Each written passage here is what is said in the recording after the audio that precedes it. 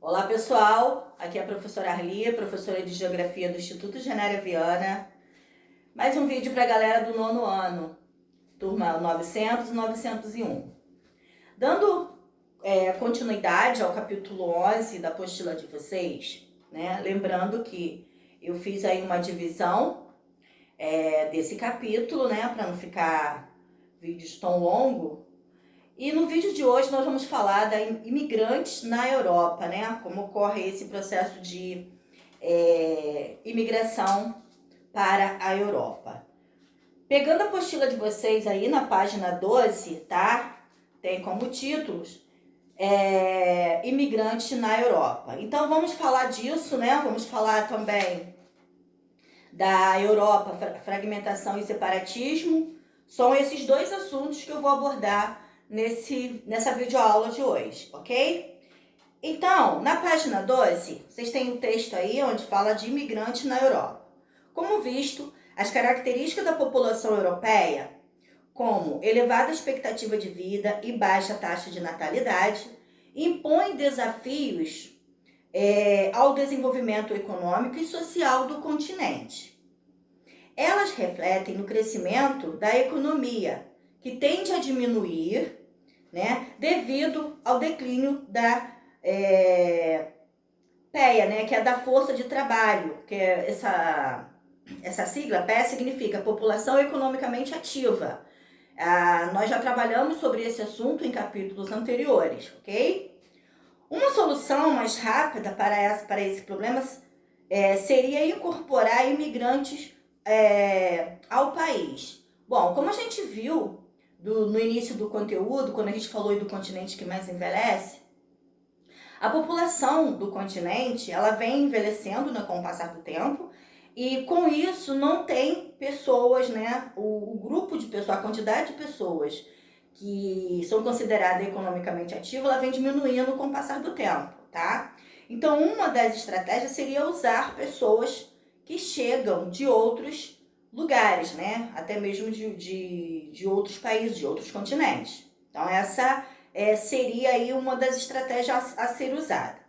No entanto, esses imigrantes, muitos vindos de países pobres, né, que enfrentam aí sérios problemas socioeconômicos, nem sempre eles são bem-vindos no continente europeu. A discriminação contra estrangeiro cresceu em diversos países europeus. Essa aversão, tá, a essas pessoas, né, fora do continente, ela é chamada de xenofobia. Atualmente, muitos estrangeiros residem na Europa. São responsabilizados pelos efeitos devastadores de crise, principalmente da crise econômica de 2011, né? Eles alegam que a vinda dessas pessoas, desses imigrantes de outros países, fez com que essa crise se agravasse aí no período de 2011, especialmente no caso aí do desemprego, que atinge sobretudo a população mais jovem, né, de alguns países europeus.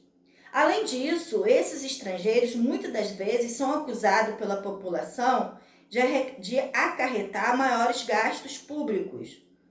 O alvo principal da discriminação são os imigrantes provenientes de locais de menor grau de desenvolvimento econômico. Notadamente, né, podemos citar aí os africanos, asiáticos e latino-americanos.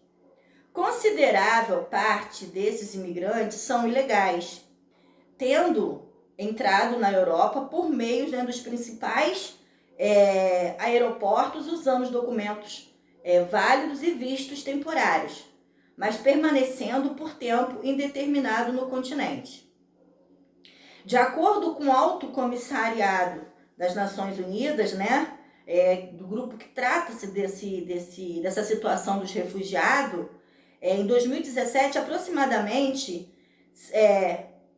1.702 refugiados imigrantes chegaram à Europa pelo mar Mediterrâneo, né, usando aí a via da Itália, Grécia e Espanha. Apesar do expressivo número, cerca de 50% menor do que nos 2 anos anteriores. A maioria desses imigrantes vem de regiões que estão em conflitos há anos. A gente sabe que existem vários lugares no mundo que esses conflitos não cessam, né? Não acabam. E acabam fazendo com que essas pessoas fazem esse deslocamento, né? Esse deslocamento populacional para outras áreas. A gente podemos citar também, nesse exemplo, a África, né? Pessoas que vêm da África, do Oriente Médio. Caso, por exemplo, né, dos sírios, que chegam, né, tentam entrar na Europa. Em 2017, além de algumas pessoas da região do leste europeu, que foi o período que mais houve esse processo aí de imigrantes, né, tentando adentrar na Europa. Grande parte desses imigrantes atravessa o mar Mediterrâneo sob condições arriscadas. A gente pode observar isso, galera, através das fotos, né? Das fotos que tem aí na apostila de vocês.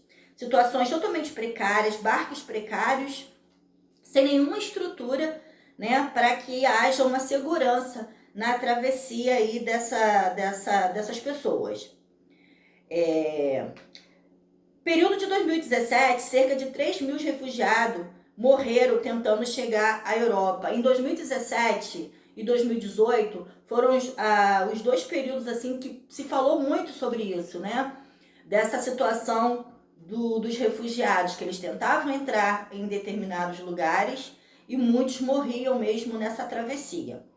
Em 2017, a União Europeia, né? A gente está falando aí do bloco econômico do continente europeu, recebeu milhares de solicitações de refúgio, sendo a maioria das regiões do afegão, né, iranianos. Dentre os países que mais aprovaram as solicitações, destaca-se a Alemanha, Itália e França.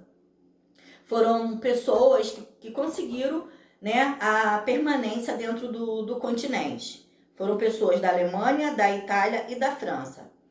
Essa informação que eu estou falando com vocês podem observar na página 13 da apostila, que tem uma tabela onde fala assim: países com maior aprovação de solicitação de refúgio, período de 2017, tá? Lembrando que nós estamos em 2020, lógico que essa situação aí ela vem mudando também com o tempo, né? De 2017 para 2020 já houve aí mudanças com relação a esta tabela que vocês têm aí na apostila de vocês. Então, ó, Alemanha, Itália, França, Grécia, Reino Unido, tá? O primeiro lugar é a Alemanha, segundo Itália, terceiro França, quarta Grécia e quinto Reino Unido, que são os países que mais conseguem, né? Eles fazem essa solicitação e conseguem a aprovação para terem esses imigrantes. Muitos imigrantes que vivem atualmente na Europa, especialmente na Alemanha e na França, são de origem muçulmana. Nos últimos anos, essa parcela da população tem sido frequentemente associada ao terrorismo e por isso costuma ser alvo de preconceito ainda maior, né, que se chama de islamofobia.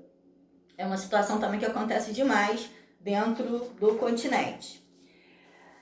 Seguindo o conteúdo aí na apostila de vocês, na página 14, tem como título Europa, Fragmentação e Separatismo, né? Vamos começar a falar sobre esse assunto, porém, ele vai um pouco mais além, tá? Que farei a continuação nos próximos vídeos. Então, hoje nós vamos falar dar início a esse tema, né? Europa, Fragmentação e Separatismo.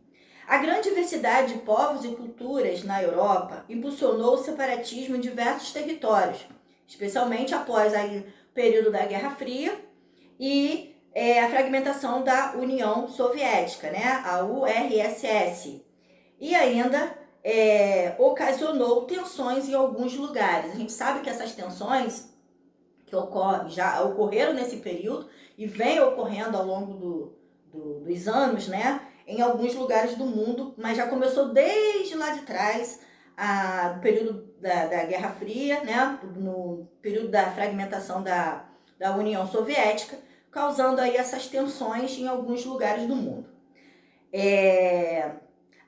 Serão estudados a fragmentação da União Soviética e suas consequências, bem como o movimento separatista na Europa, de leste a oeste. Então, nós vamos falar da fragmentação da União Soviética, tá? Nós vamos começar falando da fragmentação da União Soviética.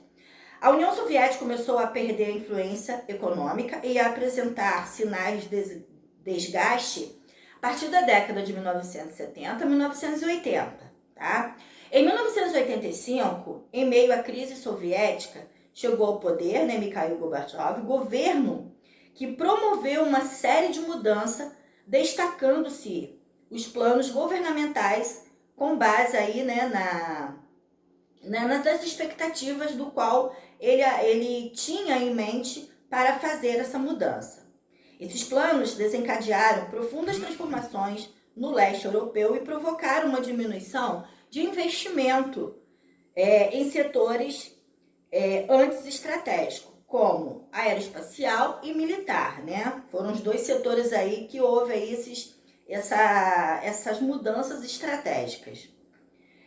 O enfraquecimento econômico e político apresentado por Moscou ocasionou a organização de vários movimentos em diferentes países que buscavam a independência. Os movimentos separatistas e nacionalistas irromperam ao leste europeu, destacando-se as divisões da Tchecoslováquia e Iugoslávia. Havendo aí essa divisão entre esses dois territórios. E a extinção, da URSS, a União Soviética, em 1991, finalizando o período conhecido aí como a Guerra Fria, que também é um assunto que nós já trabalhamos em capítulos anteriores.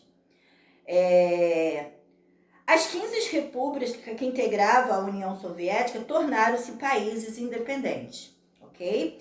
Tem um mapa na página 15 que mostra, tá, esses países que se tornaram independentes, né? Países que foram desmembrados aí a partir aí de 1991. A passagem de diferentes povos da região russa desde a antiguidade e a anexação de diversas nações durante o período da expansão e formação do Império Russo até a Segunda Guerra Mundial, resultaram em grande diversidade étnica na composição da população russa. Essa diversidade contribui para uma grande heterogeneidade cultural na região, com muitas línguas e dialetos, né? Então, é comum encontrar dentro do território russo essa diversidade linguística, né?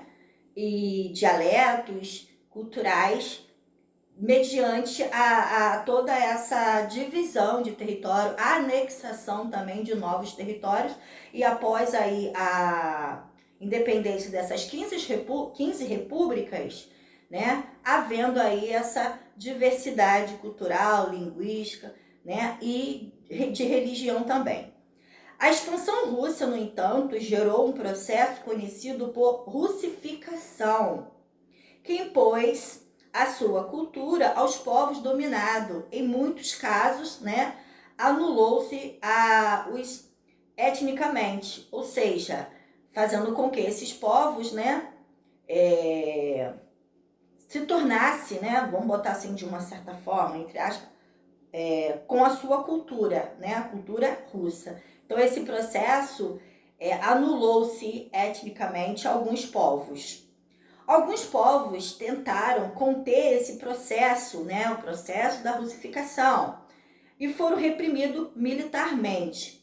A russificação transformou-se em um dos principais motivos dos conflitos separatistas, já que muitos povos nativos lutaram e ainda lutam, né? A gente está falando aí do que houve no passado, e atualmente muitos ainda lutam para manter sua cultura, né? Sua origem, enfim. Um dos acontecimentos que se destaca na atualidade dentro desse processo de anexação, de fragmentação dentro do território russo, é o caso da Crimeia, onde se verifica o retorno de povos tártaros à região por um longo período de emissão forçada. Eles haviam sido expulsos, né, do Stalin durante aí a Segunda Guerra Mundial, com a fragmentação da antiga União Soviética. Diferentes povos iniciaram um processo de nacionalismo e reafirmação de identidade étnica e cultura histórica, né? Então, vamos falar um pouquinho agora dessa área que pertencia à Ucrânia e hoje ela foi anexada à Rússia. A gente está falando da Crimeia, né? Que é uma massa de terra da costa norte do Mar Negro e pelo Mar da Azov no Nordeste. A península está localizada ao sul da região ucraniana, e a leste da região russa. Mas qual a discussão, qual a importância da Crimeia? Simplesmente porque ela está localizada a localização dela é uma localização geográfica, né, estratégica e que oferece, né, vantagens econômicas e comerciais ao território. E qual é o interesse russo na Crimeia? Hoje, né, a Federação Russa, né, ela anexou essa península, essa massa de terra. Isso ocorreu em março de 2014, né? Mas é uma situação, houve-se anexação, beleza. Mas apesar dessa anexação, ela não é reconhecida internacionalmente, tá? Ainda a Rússia, né, tem todo o domínio sobre essa península, mas internacionalmente, né, ainda não foi reconhecida. Então é uma situação que provavelmente mais à frente a gente vai ouvir falar alguma coisa sobre essa situação da Crimeia, ok? Mas hoje ela é anexada à Rússia, beleza? Então tem aí o mapa para vocês darem uma estudada, a sinalização aí do conteúdo, aquela marcação que vocês já sabem como fazer, tá bom? No próximo vídeo, nós vamos fazer a continuação, né, sobre esses movimentos separatistas. Nós vamos falar aí do separatismo da Chechênia e da Ucrânia, mas aí é no próximo vídeo, tá bom, galera? Quero lembrar vocês que no último roteiro eu fiz a indicação dos capítulos da prova. Então dá uma olhadinha lá e começa a estudar, tá bom? Confio em vocês, conte comigo, estou aqui à disposição, tá bom? Beijo no coração, até o próximo vídeo.